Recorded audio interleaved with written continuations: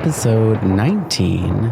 I'm George Tate. Thanks for being here. So I messed up, and I owe you all an apology because a lot of you are tuning in this week because you want to know who won the contest. We were doing a giveaway. I posted on Instagram at my Think George Tate account the How to Kill a Piano mug, which is really cool. And several of you were wonderful enough to enter the giveaway, tag 3 of your friends, follow and like that post and so on. And thank you for that. You are still in the contest. You are all good. However, what I forgot to do, or rather what I forgot about, was that I was not going to be around this coming Monday. Yes, I know there is a pandemic, and I've been really good. I haven't left the house. I haven't even gone into a grocery store since February. What? Yes, no, it's true. I haven't gone anywhere. I've been doing curbside. I've been sheltering in place. I've been a good boy. But I had plans this weekend, and I thought I would be back on Sunday, but it turns out I wasn't in charge of the schedule. So where was I, or where am I, and how am I recording this now? Well, I'm actually pre-recording this, which is what I'm supposed to do, but I actually got it done early. Well, sort of. I got this episode done early, but the chapter... Here's the thing. This current chapter I really, really like, but I feel like there's more stuff that needs to happen first. As I was listening to it back, I thought, man, this would be a really good time to go into more backstory about Charlie and Sarah. So this is a preview of a chapter. And while you're listening to this, I am probably out there having a wonderful time. And I've been looking at the sky and taking some wonderful photography. At least I hope that's what I've been doing.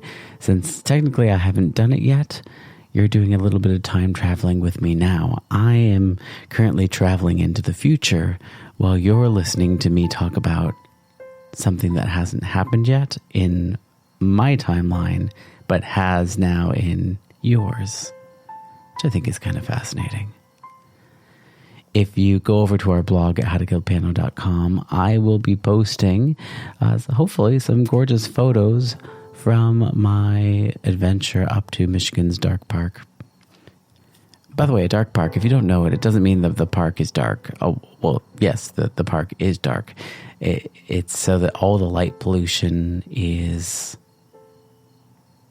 virtually non-existent, and you can see the best view of the sky that's possible. Anyway, you came here for 2 things. You came here for a chapter of How to Kill a Piano and for the contest. So here's the deal with the contest. I will be announcing those winners this coming Monday. That's right, you have a whole nother week to enter, to encourage your friends to enter, to like the post, and don't forget to tag 3 friends because that is technically your ticket in. And if you want more tickets into the contest, you can have them. You just need to tag additional folks, but it's a 3 folk minimum to join. And you are spamming your friends. Absolutely you are. So make sure you are tagging people that you think would actually like How to Kill a Piano, or in fact, maybe they already listen.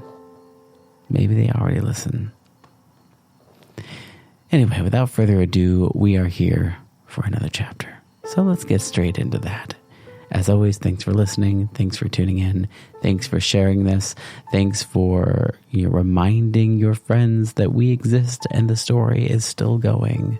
I appreciate you. And without further ado, let's get on to How to Kill a Piano.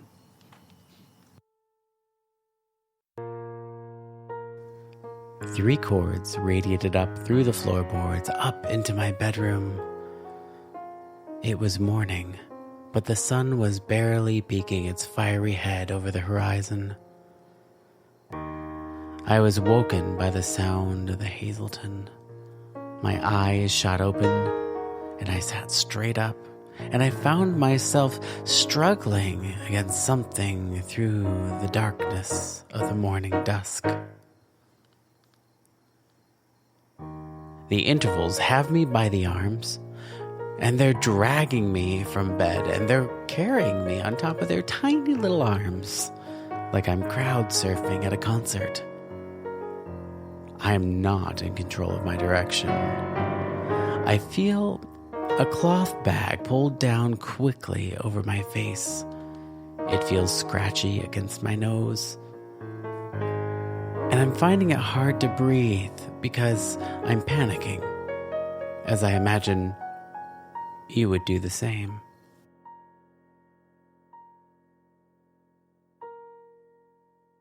I then feel the tiny hands below me pushing and pulling me, dragging me. I feel the cool of the outside air hit my bare skin of my exposed arms as I find myself outside and being carried down our driveway. I can't scream. I tried to scream. In fact, I opened my mouth, but no sound came out. Then suddenly I couldn't move my jaw anymore, for it's been immobilized. Not by a gag of any kind, but by some invisible force that has failed to immobilize the rest of me. The intervals struggled to get me inside the back of Scrudius's and Absinthe's van as I'm kicking with all my strength. I hear the engine turn like a smoker coughing between cigarettes. And then it rumbles. The intervals wrestle me into the back. They slam the doors and lock me in tightly. I didn't know it at the time, but they were taking me to the cemetery. They were taking me to die. Whew. Well, that's a weird place to leave it for the week, isn't it? Just a quick little taste of what's to come, or what's might be coming. I mean, that's definitely part of the story, but the context certainly changes it quite a bit. Anyway, thanks for listening. As always, I wrote it, I produced it. This is all a George Tate project. The music was played on the Yamaha electronic keyboard. And I guess I have one more thing to share with you before I sign off for the night. The other thing that I have been preoccupying my time with most recently is I acquired another broken digital piano. Why do I like these things? Well, they're just fun projects. I sat and I unscrewed and took apart over 800 different screws, opened it up, reset, and treated all of the keys so they no longer stuck. Cleaned off all of the digital sensors one by one and reassembled it, put it all back together. And now I have a mostly working digital grand, mini baby grand piano. It's a Suzuki. It's not a big deal. Oh, and it's ancient. And by that I mean it has a floppy drive. How cool is that? I'll post some pictures of that as well. Somebody jokingly said this should be now called How to Resurrect a Piano rather than How to Kill a Piano.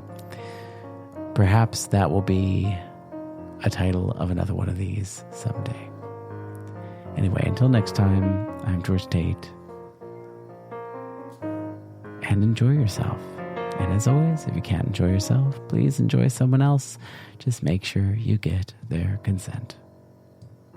See you next Monday.